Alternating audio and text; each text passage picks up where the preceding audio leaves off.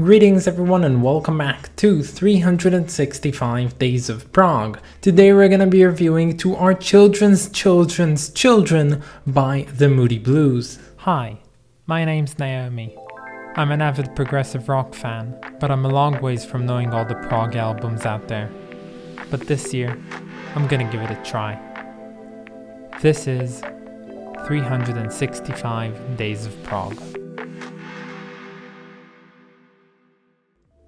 What an odd title to say. Like, I always found it to be a tongue twister, although it isn't. But To Our Children's it's just gonna, I'm spewing everything, all of my liquids out by saying this album's name. I'm getting disgusting. Here are some of my favorite bits from this album.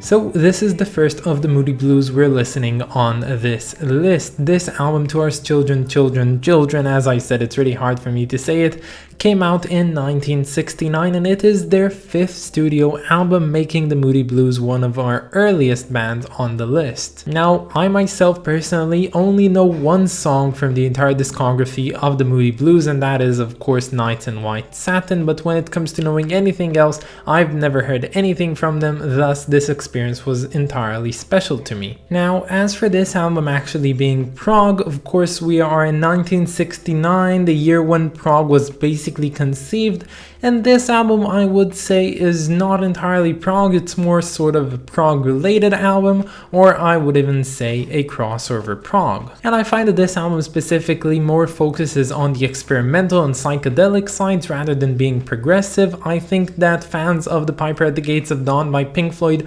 might actually really like some parts from this album having those very astral, spacey, floaty vibes to them. And yeah, this album as a whole is a journey album. You go through a journey in this album, and that's exactly its concept. It's basically dedicated to, as I said, our children's children and what we might become. Now, this album opens up with a bang, and I'm telling you, it really opens up with a bang. It opens up with a huge bang, probably the big bang if I get the entire narrative of this album correctly, and that's pretty cool. And it describes how we learn to play with fire and then we go higher and higher, which is also my favorite track from this album. And as this album progresses, we experience life for eons as we see humanity and the planet and everything shift and change and metamorphosize in front of our eyes through the million years of our lives. Now, of course, that's not really what happens. We all live and we all die, and we leave a slight indentation on the earth as we leave it. But this album aims to ask the question,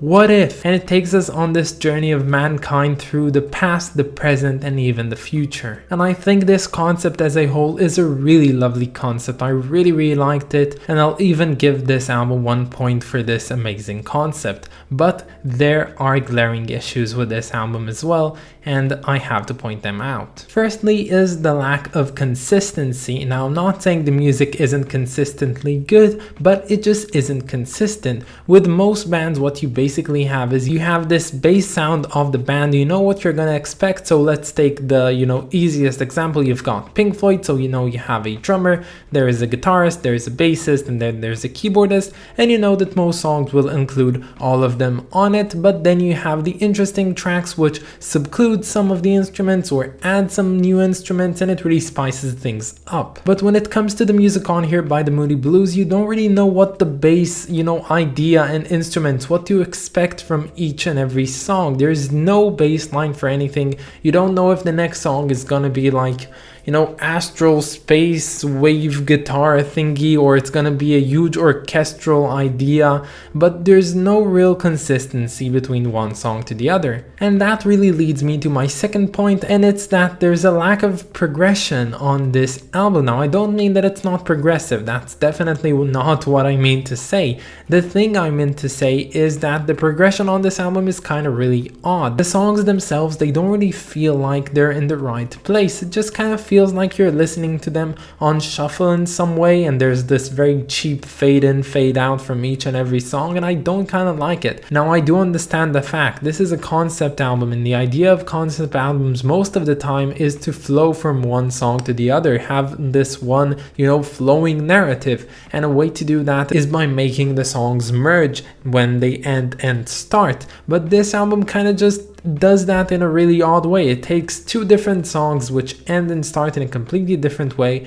and just adds a fade effect between them both, and that's how we transition it. It doesn't really feel that nice. It just feels like, you're putting on the fade transition option on Spotify. But at the same time, we do really have to remember that this album was recorded back in the 60s, although the late 60s, but still the 60s, and the production quality, the way that they use synthesized sounds, and everything on here is really quite impressive for the time, so I'll give them that. Although the one thing I really can't forgive for this album, and this is like a really glaring issue that I don't like that they did on this album, why does it end with a fade out? Why would you end an album like this with a fade out? Just everyone plays until everything's quiet and they're gone. You start off with this beautiful bang of sound in the beginning, and then you end it off with a fade out?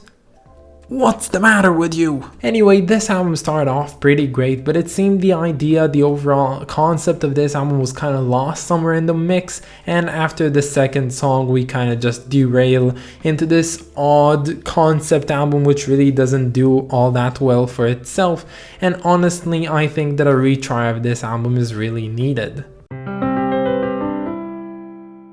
This cover is wicked cool. I really like it. I love the fact that it's a painting, but another thing that I really like about paintings is paintings that paint another painting being painted. Now this is of course supposed to represent a Neanderthal cave, of course with the cave paintings on the walls of the cave, but if we look closer we actually see that the hunter being painted is holding a weapon, which is really odd for what it is. He's holding a rifle. And combining all of these elements together, the cave painting, the hunter holding a rifle, which is a primitive weapon, but there's also a mammoth next to him, so that's like a long extinct animal, all serves the concept of this album of being a journey through time. And if you want to get the idea of eternity and time not being a huge factor, being the past, the present and the future all coinciding in one singular point, this is a great way of making it, because you have the modern weapon, you have the extinct animal in the past, and you have the person right now drawing everything himself. I think the only thing I can say about this cover that might make it better, but honestly I'm not entirely sure, so don't take me that for granted, I think that more paintings on the cave wall would have done better. I think it could have told a better story by it, but honestly you have the minimal amount of subjects on this one to actually get the point across. So yeah, it's a pretty cool cover. Maybe not one that I would choose as a favorite, because I don't know, it's definitely not my personal style, but it's really good. So when it comes to the rating of this album, this one gets a notable 7 out of 10, and I'm gonna just add this one here. You can do better than Moody Blues. I can tell you this right now. This album has a lot of potential in it that is kind of lost on it, and that's quite unfortunate. But that's about it, guys. I hope that you enjoyed this video, and stay tuned for tomorrow because we're going to be listening to Brandeman's Cigar by the band Cultivator. Another thing, I want to thank my lovely supporters over on Patreon, so thank you so much to Brian and Clay Walnum. You guys are the best, and if you want to support me over on Patreon, you can find the link down in the description or in my About page. But that's about it, guys. Have a wonderful day, and I'll catch you all tomorrow. Bye, guys.